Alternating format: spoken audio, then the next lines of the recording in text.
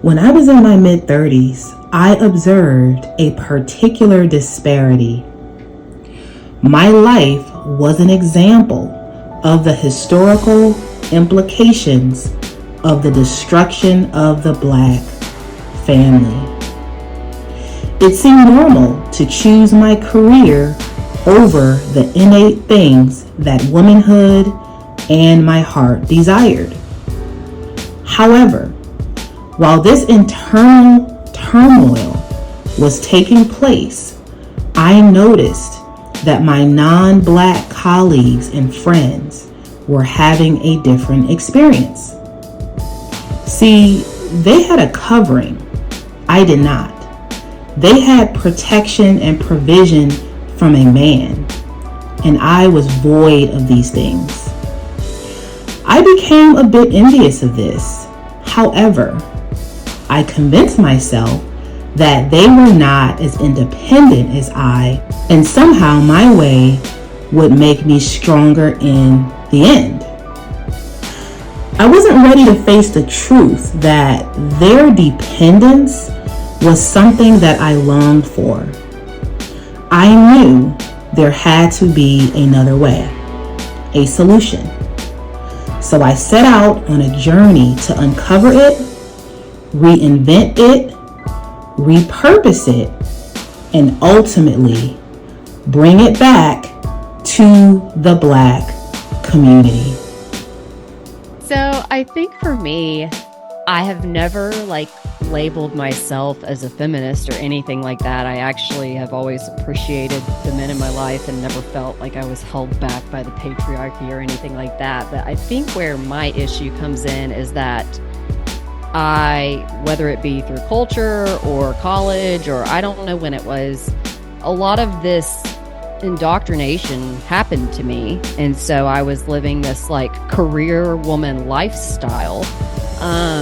And if you're going to work like that and you're being trained to perform and act like a man and work, you start to develop habits and certain ways of thinking, which I did, that are very dominant.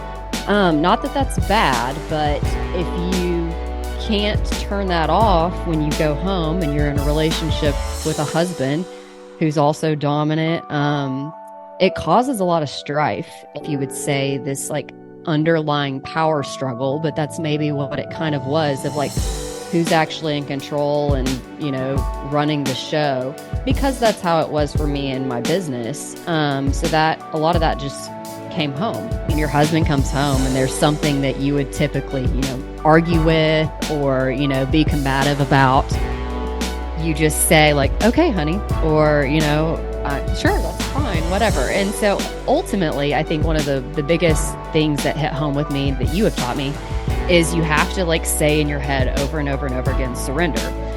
And that is very hard for somebody who's taught to be a bulldog.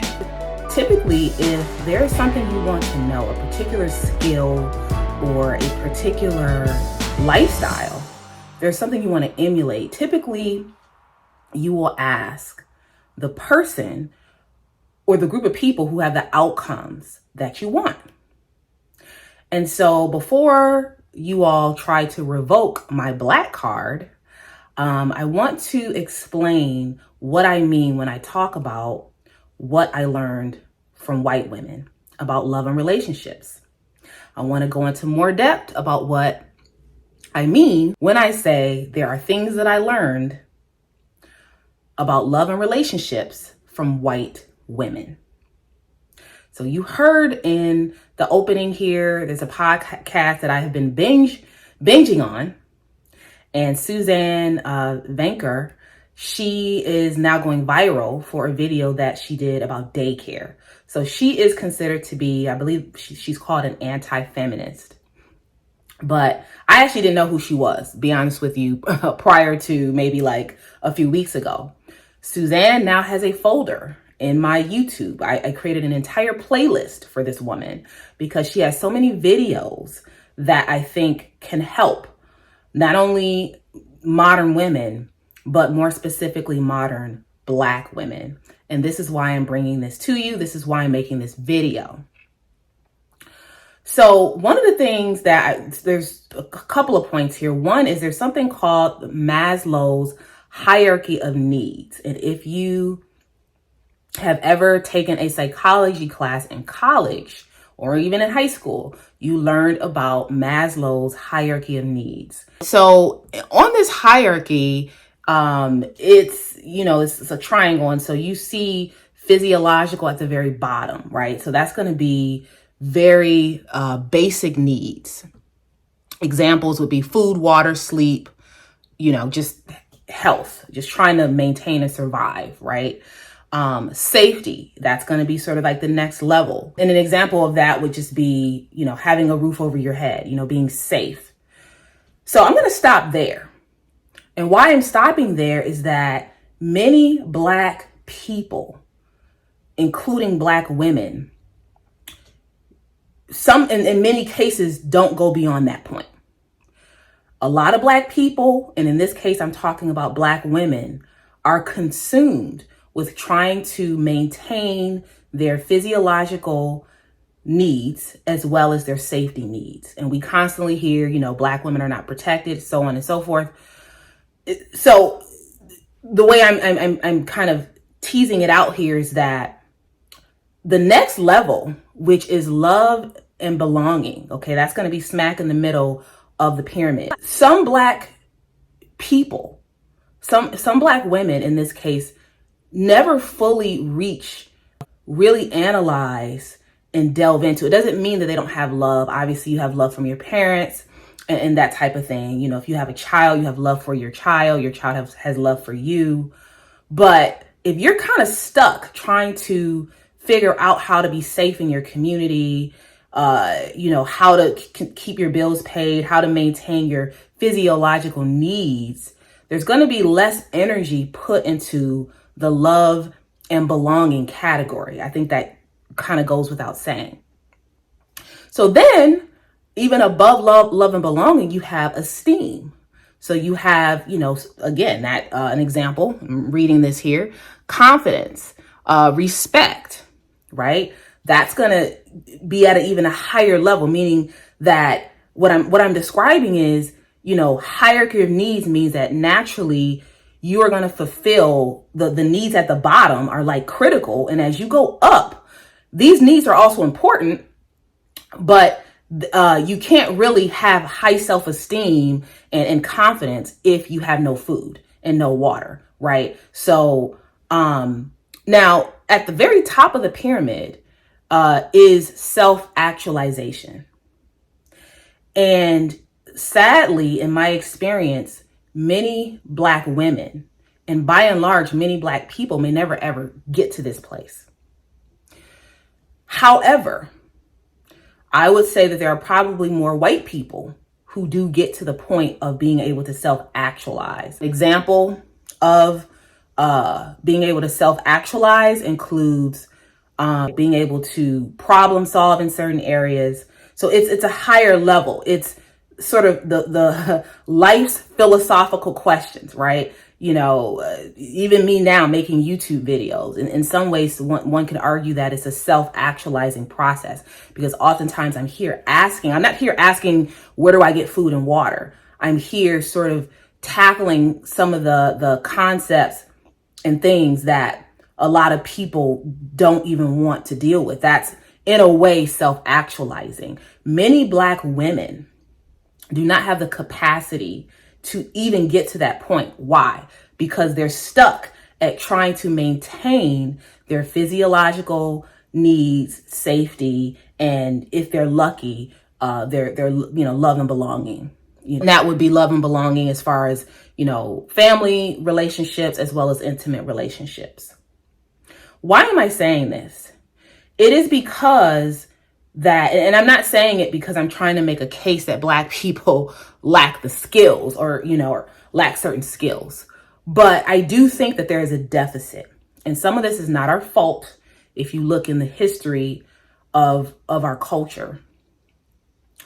However, I think what we should be doing in knowing that there is a deficit in this pyramid here, that many of us struggle to reach the place where we can self-actualize, then what we should consider is who should we be listening to and learning from, when we have downtime, when we have moments. Instead of watching Real Housewives of Atlanta, perhaps we should be learning from and listening to other women who can offer something that we may have never considered because we haven't had the capacity, the energy, the money, the resources to sort of delve deeper into certain topics.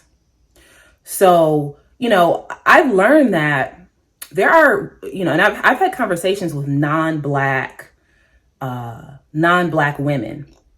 And it's so interesting that, some of these women, the concept of being masculine for some of these women is foreign. Okay. Completely foreign.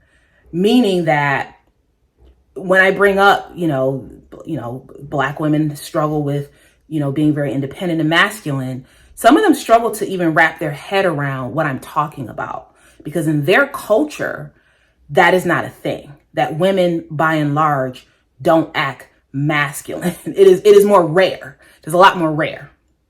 Whereas for Black women, like out the gate, most of us from the time we're young, sort of take on more of a dominant role, whether it be in our families or, as we get older in relationships. So I always thought this was fascinating. Why is this conversation of being masculine so exclusive to Black women? And so when I saw Suzanne's podcast, the title came up and, how to be a woman when you've been groomed to be a man.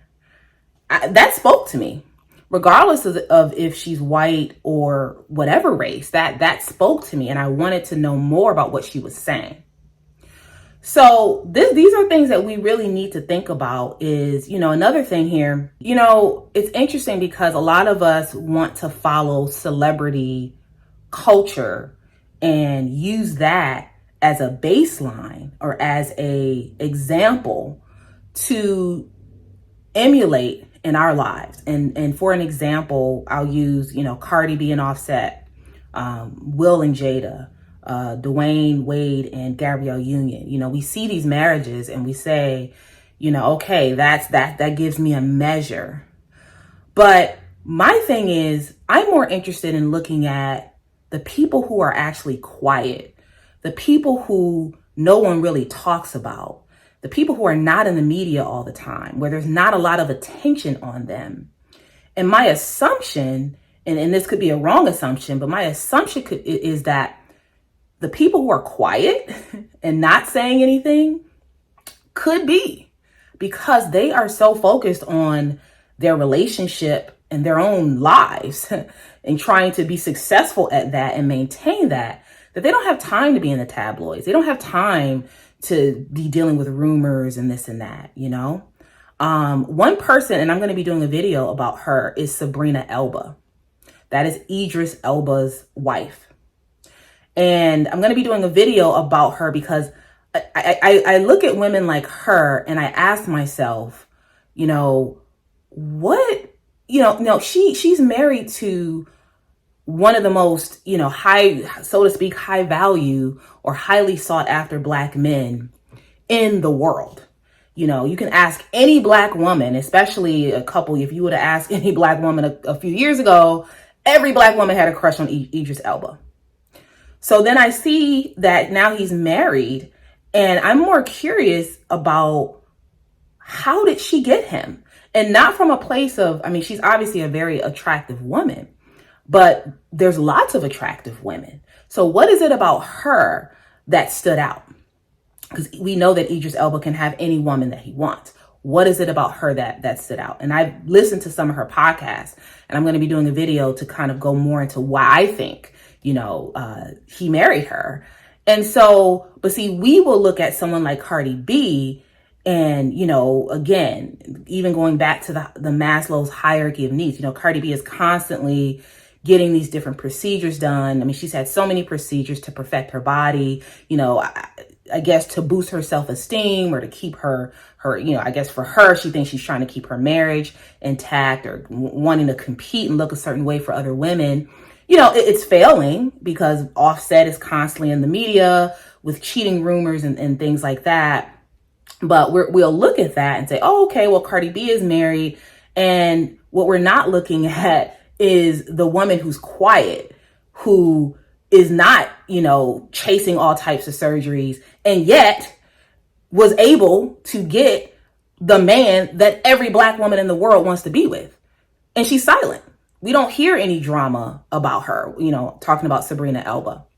So, and I realize I'm kind of going off topic, but bringing it back to my main point here is, what I learned from white women. If you hear the clip that I placed at the beginning, it gives you an idea. She sets the tone. The woman who's being interviewed set the tone and said, I wasn't a feminist. I've always respected men.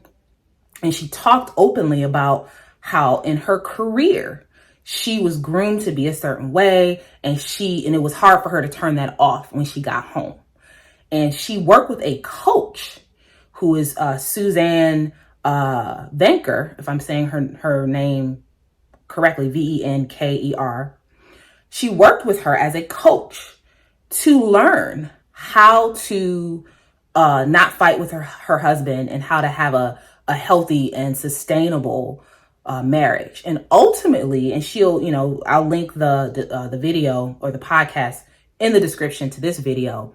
Ultimately, she goes on to say how she ended up leaving her job, and she had 2 kids and she was overwhelmed and trying to balance it with work, and she ended up leaving her job to be a stay-at-home mom. And she talks about that transition and what that was like as a woman who was groomed to be so career driven. Actually, other white women who I follow, over the years, and if you guys care, I can certainly tie in their content. But I'm giving you one example here. And I one of the parts that were toward the end of the clip, she says that she had to surrender. She uses the word surrender. And I think in the Black community or in other communities, we hear the word submit. So, however you want to describe it.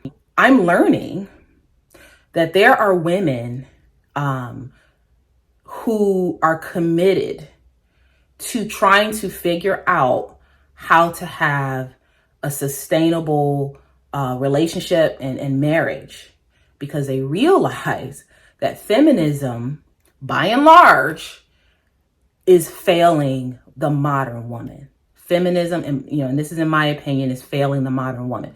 My entire channel gives example. If you watch most of my videos, probably unintentionally expose sort of how feminism is failing us. And here's another thing. Think about, and again, and I also follow Black women as well. So, but here's the thing. You guys know that I've talked about April Mason, Iyanla Vanzant, Rebecca Lynn Pope on my channel. The thing about a lot of Black women who coach Black women, some of them have given up on helping Black women, which I've talked about. But also, a lot of times these are women who are like reformed masculine women, right? So they're women who used to be masculine, like very masculine, like Iyanla Vanzant admits to this. I think April Mason has admitted to it. Not sure about Rebecca Lynn Pope, but they kind of admit that like they had very strong masculine tendencies, which most Black women do. But I said to myself, well, that's fine. I don't mind listening to them, and I'm sure that they can help me in certain ways. But I'm actually more interested in hearing the perspective of a woman who the concept of being masculine as a woman is foreign to her. What is she going to tell me? What perspective can she offer? And so that is one of the reasons that I started listening to some white women as it relates to love and relationships, because, and again, I do realize that obviously there are many white women who are feminists, and and feminism comes from the white community. But, there are a lot of openly sort of anti-feminists as well. And women who, white women in particular in this case, who admit to never being masculine, and like they don't even know what that means. And so they're going to give advice and share a skill set that some Black women can't share, because most Black women have had very in-depth experiences with being extremely independent and masculine.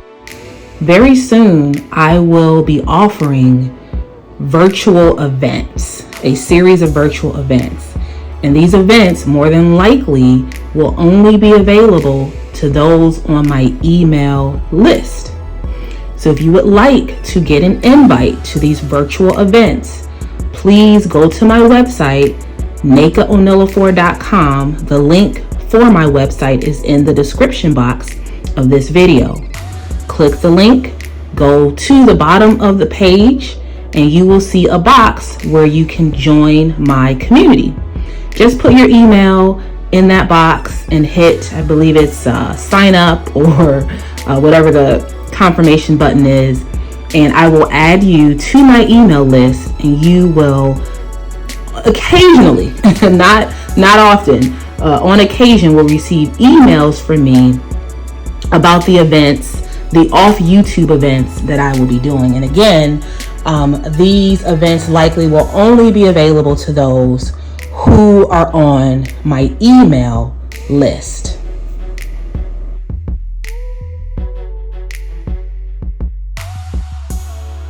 Comment below, let me know what you think about this topic. And again, if you want to hear more of this, if you like this type of content, please do let me know in the comment section. So like, share, and subscribe. Click the links in the description box. Get to know my business, Curated Legacy, and my services there. And also my book, excuse me, my book about being an invisible Black woman. If you feel compelled to donate to my channel, my Cash App link is also in the description box. This is Naka here to make the invisible visible to the modern Black woman. And as always, stay tuned for more videos. Bye.